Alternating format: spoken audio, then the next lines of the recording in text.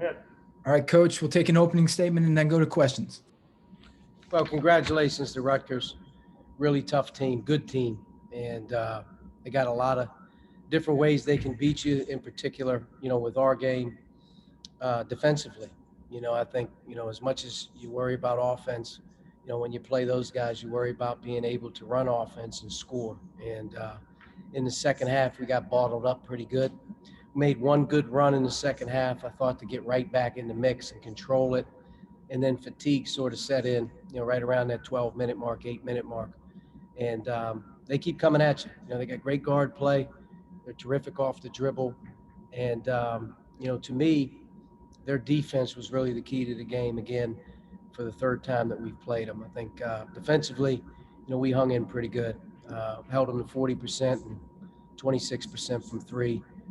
They had some timely and big second shots. I thought Miles Johnson was tough on the glass.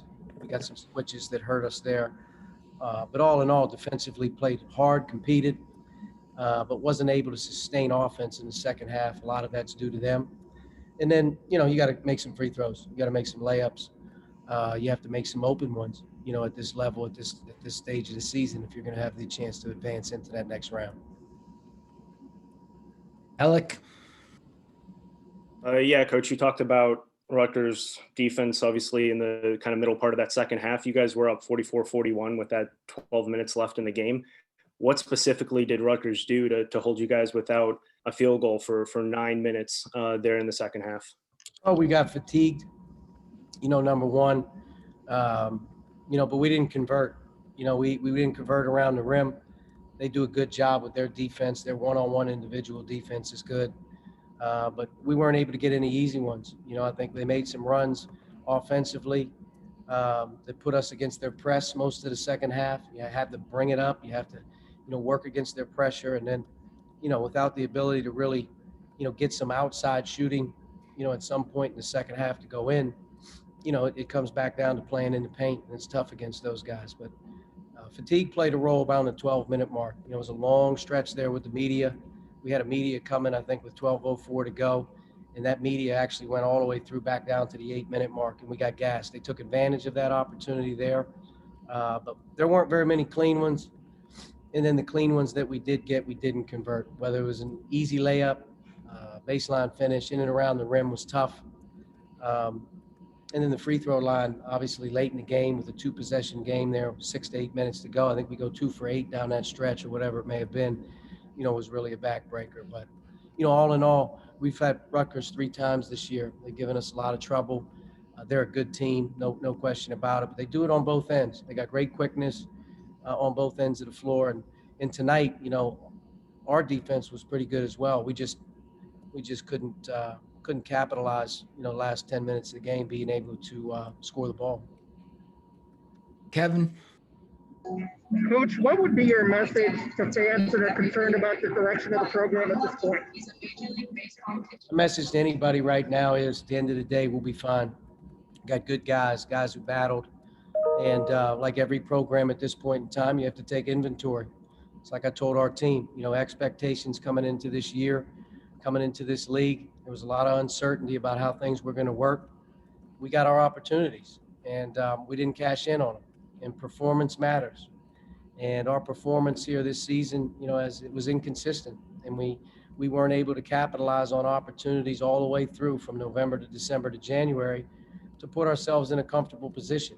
Down here the stretch, you deal with a tough injury or two, and you're playing without Armand for a good 3 weeks. That really hurt us down the stretch, being able to maybe find a way to get 1 or 2 to alleviate some of the pressure down the run. But the reality is this is what it was. And we didn't take advantage of the opportunities, weren't good enough. And now you have to take some inventory, and you got to make sure that you're doing everything you can to progress and get better, which I know we will. Greg? Archie, 2 questions. The first one's really short. Did you hear the fans chanting your name and what they were saying? And if so, what'd you think about that? That's my first question. I didn't hear the fans say anything, and if they were chanting my name, that's up to them. But during the game, there's not a whole lot you pay attention to. Okay. Second question is, this topic is going to dominate the offseason until we get an answer, and the answer is, are you going to be back? I mean, that's, and the fans chanting fire Archie is kind of a microcosm of that. Just, I don't think you've ever entered an off season like this where are you entering it wondering if you'll be back, or are you entering it knowing you will be back? I'm not entering any off season wondering, if I'm going to be back. And those decisions are made way higher to me. My job is to run the program. We're doing our thing here. I talk to our administration daily. We're in a good spot. Didn't capitalize on some opportunities this year to put ourselves in a position to, be able to bounce back after last year's, season was obviously canceled short. So it's disappointing, and no one's more disappointed than our team and our program and our coaches. And that's what you worry about right now. You got to build back up. You got to find a way, obviously, to get back up off the ground, put some things together here, and prepare, obviously, for hopefully a better off season. It's a very tough preseason, obviously, bringing in the team that we had, and losing Joe at the beginning of the season was a really, really tough blow to our depth. But all in all, we had our opportunities, and like I told those guys, performance matters. And the questions about me and whatnot, that's really not my concern. Alex. Archie, obviously the expectation is to make the NCAA tournament. I'm curious, you said take inventory, but going forward, what do you think needs to change to be able to get to the tournament maybe on a consistent basis? I think at the end of the day, there's got to be, a breakthrough from, your personnel. Your team at some point has to be able to experience success. And I think looking back on things, if last year's team was able to participate in the NCAA tournament, which we should have, that's a big roadblock to get out of the way. That's a big block for your returners that experience that selection Sunday. They experience the opportunity to play in the game. You win a game. It really changes course for a lot of players, and that didn't happen. So we actually really just restarted this year with really no lead into the season as we jumped right back into the fire. And, the fire was really, for us, a very, very difficult schedule from start to finish. Played as tough of a schedule as I've ever been a part of. And the league is as good as it has ever been. There's no room for error. And I think we don't have much room for error right now. And this team didn't have as much room for error as maybe some other teams, that we've had, especially last year's team with the depth. But we have to get more consistent offensive firepower. A lot of it has to do, in terms of being able to get more offensive weapons on the floor from the outside and shooting and do some things there. We've also got to develop our players and keep them getting better. Freshmen are freshmen, sophomores are sophomores. If you look at, realistically, Trace and Armand moving from one year to the next, they had great improvement. And we need to keep that going as well. So, without a lot of time to digest and make 1,000 decisions here 15 minutes after the game, there's a lot that needs to go into it. And once we get those answers, we'll make those decisions and do our best to execute it. Mike. Coach, you talked a little bit about lack of confidence recently. Is that what happened when he hits those 2 threes, but 7, 8 minutes to go and you're not able to respond at all? Is that feeding off what happened those last 5 or 6 games of the season? No, I don't think so. I don't think that played a role. I give them credit. I thought they really took advantage of us during that stretch defensively where we didn't execute high on the floor against the ball screen, which we did pretty good all night long. And give them credit. They really attacked downhill, made some great passes. Kid makes 2 good shots. But, we made a run early in the game. They bounced back.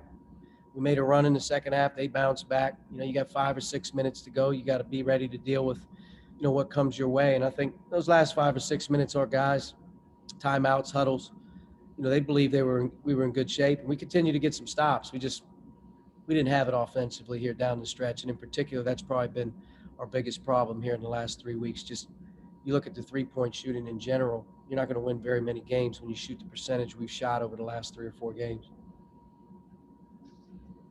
Tom. Archie, you had to mention often during the course of this year of inconsistencies over the course of 40 minutes. What can you put your finger on, if anything, to try to explain why that happens on a fairly regular basis? I think if you look at defensively, our interior depth took a big hit this year. And you got to have those bodies inside to be able to play, especially in our league. And losing Joe takes one really older, bigger player and puts young guys on the floor, you know, in and out of position. I think our interior depth through the course of the season, being able to keep fresh bodies in there defensively and on the glass, you know, at times was a problem. I think offensively, it really comes down at the end of the day to shooting the basketball.